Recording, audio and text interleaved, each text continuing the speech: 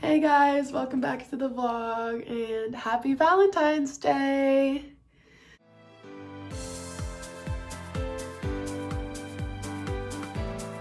Okay.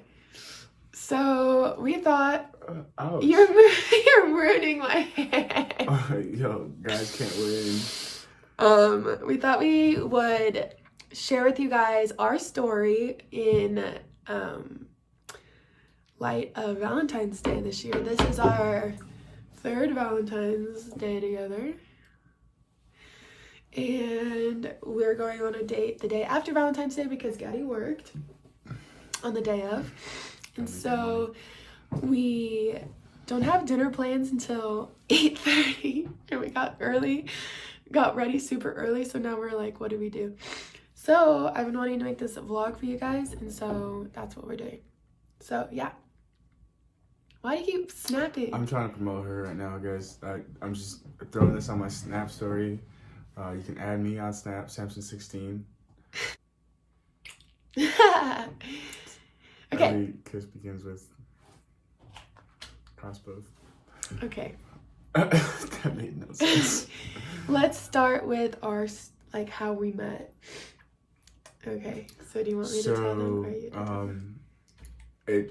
It was all pretty fast. It all happened super fast, as far as I remember. But how did we meet? She walked through the door of my father's church, and right there and then I was like, okay, I wasn't looking for anything significant. I didn't want to be in a relationship. I wasn't looking for love. I had just come out of a terrible relationship, and I was happy single, to be honest. But I saw her and just how kind she was to all the kiddos, and how she held herself, and I wanted to make a friend out of her at first. I really just wanted to get closer and talk to her because I was like, this person has a really cool personality.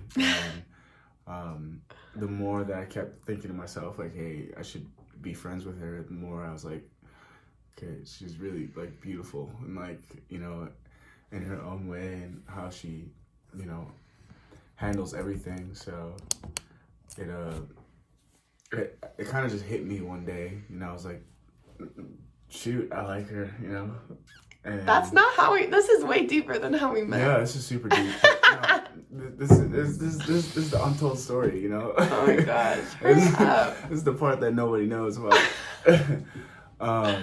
She doesn't even know about this, but so basically I would hug her every single day and be like, thank you so much for what you do. Yeah, he said thank you every Sunday for helping with the every kids. single Sunday. I was like, but he did that to all the helpers. So I didn't think I was special. But I would side hug everyone else. But I'd be coming in like, come on. Yeah, but then I went for the side hug. hug. Give me that love.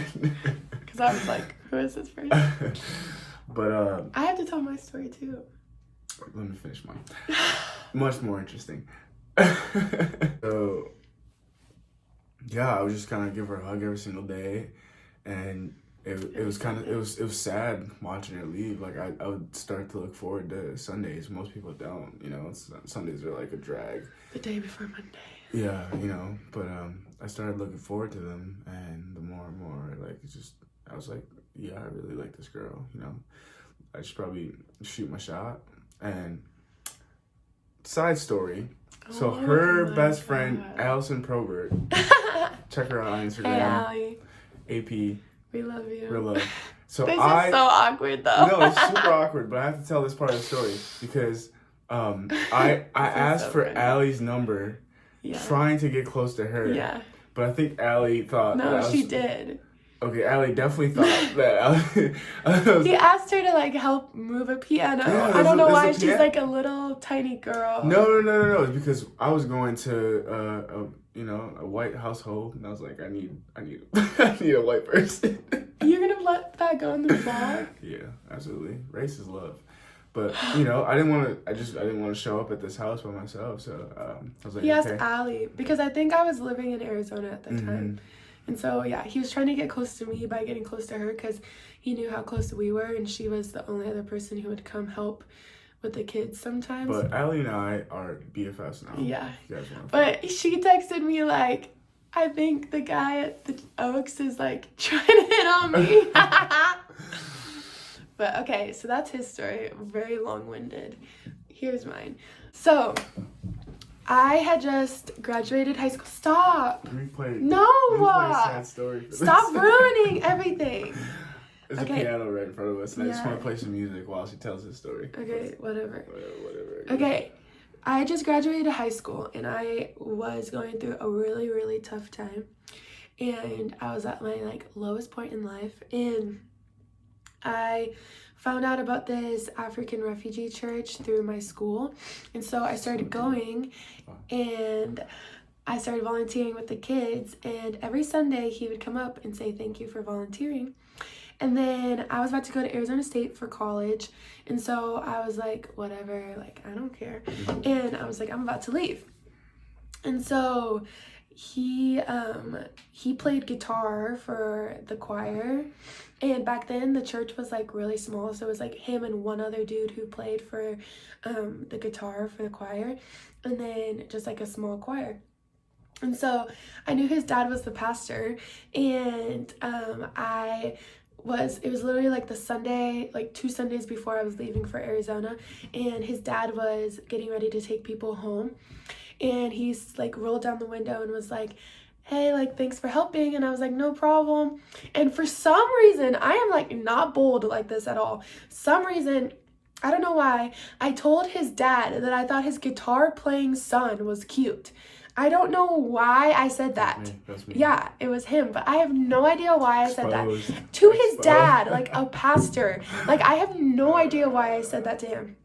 And his dad, like, jumped so far. Stop it. His dad jumped on that, like, so fast. He was like, you need to come over for dinner. And I was like, I'm leaving for Arizona. Like, I can't come over for dinner. And he was like, no, we'll make it happen. And I was like, no. I was, like, so scared. I don't know why I said that. So then I left for Arizona and like didn't even think about it twice, but that was hilarious. And so I went to Arizona, and then I came back, and I came back on, we think it was Thanksgiving break, but the days don't really make sense, but we think it was Thanksgiving break or fall break, one of the two. And I went back to the church, obviously, to volunteer because it was like my favorite thing to do, and I missed everyone, so I went back that Sunday. And it has got to be fall break, but whatever. And he came up to me after church and was like, hey, do you want to get coffee before, like, sometime while you're back? And I was like, well, I'm, like, going back to school pretty soon. Like, I guess we can try to go before I leave. But then so we went to coffee, but the funny thing was I was so nervous. She brought someone with her. She brought a kid with her. I brought a little kid with me. Yeah, well, check this out. So as a buffer because I was so nervous. A buffer, whatever. I didn't interrupt your story. Don't interrupt. I know, but I have to. I missed that. Sorry, let's see. Say it again, please. So I show up to this date, you know, I'm thinking. I was so nervous. Here's our one-on-one, you know. I'm so pumped to actually, you know, engage. And there's a kid with her. She's holding a little baby with her. And not only is it just a little baby, it's a little black baby from my church. My favorite. She brought a baby from my church. Okay, listen, So I completely ignored it, you know. Yeah. Continue. Okay, well, I had just gotten out of a terrible relationship, literally awful, and I was, like, not looking for a relationship at all. Like, I was really trying to focus on my relationship with God and getting close with God, and then all of a sudden, Gadi asked me on a date, and I was like, I don't know, and I was, like, really nervous because I was, like, I had written off all guys, and so I was, like, I need to bring a buffer because I'm so scared. So I brought a baby with me, and we had a great time. I don't even remember all of it because it was like such a blur. I was just like, what is this? This is okay, whatever. Okay, so we go on the coffee. She tries to count that as No, I don't. Date. Oh, you don't? No. Promise? Yes. Okay. Our first date is the Christmas party. No. Yes, it That is. doesn't count either. Yes, it does. Do you want me to tell the vlog? No, I don't. Okay. Okay, you just aggravating me. Okay, so we go to this coffee date, and I go straight back to college, and you know, I was like, whatever. It was great, but like I'm going back to Arizona State, and I wasn't like go. I wasn't planning on dating anyone at the time, let alone in Wichita. Like, I was never going to do long distance again. And so I got back to Arizona State, and he texts me, like, very rarely, but, like, enough to remind me of himself, but not enough to annoy me and creep me out. And I loved that, because there was someone in Arizona that was pursuing me, but he was pursuing me a little too fast that I was ready for. And because I had just gotten out of a bad relationship and, like, didn't really want to get in a new one. And so I was like... Side note. Guys, if you do like a girl, it is 2020. Times have changed. In the past, girls want to be pursued instantly. You know, they wanted you to go after them and make it show. Nowadays, take your time, you know, read the vibe, and that's what I did. And well, my vibe was very, like, I'm scared. So it was good that he, like, gave me space. But, so yeah, it's good. But then, so he would text me every once in a while, and we would have good conversation. And then I told him I was really going through a confusing time. I absolutely loved going to Arizona State, but I felt like God was calling me back home to Wichita to work with refugees and, like, work with his church. And so I was really confused, and I was praying about it and stuff, and then I just felt like I had a clear conscience to move back to Wichita. And then I told him, I was like, funny story, I'm moving back to Wichita. And he was like, okay, like, great. He was like, I acted on it low key, but I was like, yeah. Let's go. So then he texted me and he was like, hey, I have a question for you. And I was like, yeah, what's up? And he said, would you want to go to my work Christmas party with me? Perfect timing. Yeah. And I was like, when is it? And he said, like, the date. And it was literally, like, the day I was getting back to Wichita from Arizona. And I was like, oh my gosh, like, if I get back in time, like, I would love to go with you. So I was, like, really excited that he had asked me. So I made sure that I had gotten back in time to go. So we went to his Christmas work party. And I was like, you brought me to a work party. Like, we were the youngest people by, like, 10, 20 years at this party. 20. And, like, I was like, why did he bring me to this? It was like, but the people were great and everything, but it was like our first real date. At this time, no, it's not. But at this time, I was working at a law firm, and, you know, attorneys are not young people. So, you know, I knew it was going to be awkward and be odd, but I was invited. It's like, why did you take me to this? I was supposed to bring a +1, and she told me she's coming back to Wichita just in time. Because I actually wasn't planning on going to this party at all. But it all kind of worked out. And yeah. And then after the party, we kind of, like, left early because it was kind of, the vibe was kind of weird. And he took me to Taco Bell to get me a Baja Blast. And that's when I knew it was real. But that was really nice of you. And so then we drove around and talked for, like, a couple hours. And that was really sweet. In that car that I had. Oh, my God. Yeah, like a really rundown car. I was so embarrassed because it was, like, freezing and my car didn't have heat at the time. Yeah, it was. That's true. That's very true. That was so bad. Oh my God. Oh my gosh. And so then that happened, and then after that, I was still very on the fence. I was like, no, like, I don't want to get in a relationship. I don't want to get hurt again. And I was telling myself that the next relationship I was going to get in was going to be the one and only, and I was for sure needing to know that I was going to marry the person if I was going to get in a relationship, because one, I didn't want to go through that breakup process again. I didn't want to get hurt again, and, like, I didn't want to waste my time either. And so I, like, told him all of this, and I was like, I just told him all of that because I was like, I just want to be open and honest and, like, no, like, I want you to know where I am with this. And so we had many, many conversations, and he kept pursuing me even though I kept pushing him away and pushing him away and pushing him away. Constantly. And it's tough. Yeah, and so I just kept pushing him away, but he never went away, and he pursued me really slowly, and he just waited for me to be ready. And then January 1st, 2018, at like 4 in the morning, she said, okay, I'll be your girlfriend. I'll be your girlfriend. I was like, oh. That's my personality. It's like, okay. So Yeah. full send, let's go. Yeah. Because that's funny though, because we had been hanging out like that whole Christmas break and doing like dates here and there, group dates and stuff, just like getting to know each other. And I was like just really, like I said, like really, like, what's the word?